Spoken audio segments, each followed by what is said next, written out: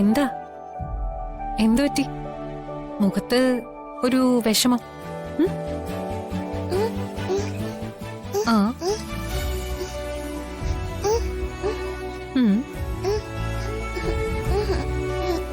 അയ്യോടാ, സ്കൂളിലെ കഥയെഴുത്ത് മത്സരത്തിന് കഥയൊന്നും കിട്ടിയില്ല. ഓ, അതായിരുന്നോ കാര്യം?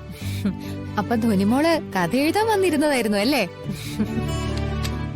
ഞാൻ കരുതി എന്തോ കണക്ക് ചെയ്തിട്ട് ഉത്തരം കിട്ടാത്തതിന്റെ ടെൻഷനായിരിക്കും. ഒരു കഥയ്ക്ക് ഇത്ര പാടോ? ധ്വനിമോക്ക് എത്ര കഥ വേണം? ഞാൻ പറഞ്ഞുതരാലോ. ശരി, ഒരിടത്ത് ഒരപ്പൂപ്പനും ഒരമ്മുമ്മയും ഉണ്ടായിരുന്നു. അപ്പൂപ്പൻ ഒരു ദിവസം പരിപ്പ് വട തിന്നാൻ ആഗ്രഹം തോന്നി. അപ്പൂപ്പനത് അമ്മുമ്മയോട് പറഞ്ഞു. പക്ഷെ അപ്പൂപ്പൻ പരിപ്പ് വടയുടെ പേര് മറന്നുപോയി. അതുകൊണ്ട് എന്താ വേണ്ടതെന്ന് പറയാൻ അപ്പൂപ്പൻ അറിയില്ലായിരുന്നു.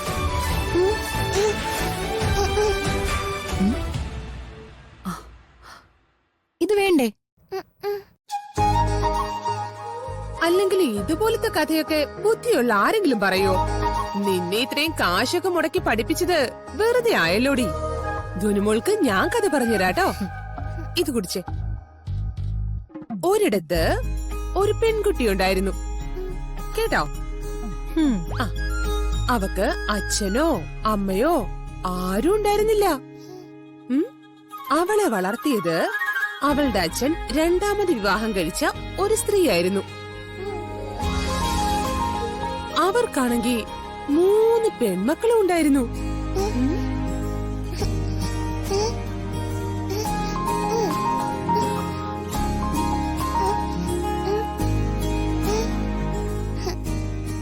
ഇത് സിൻഡ്രല്ലയുടെ കഥയാണോന്നാ മോള് ചോദിക്കുന്നത്?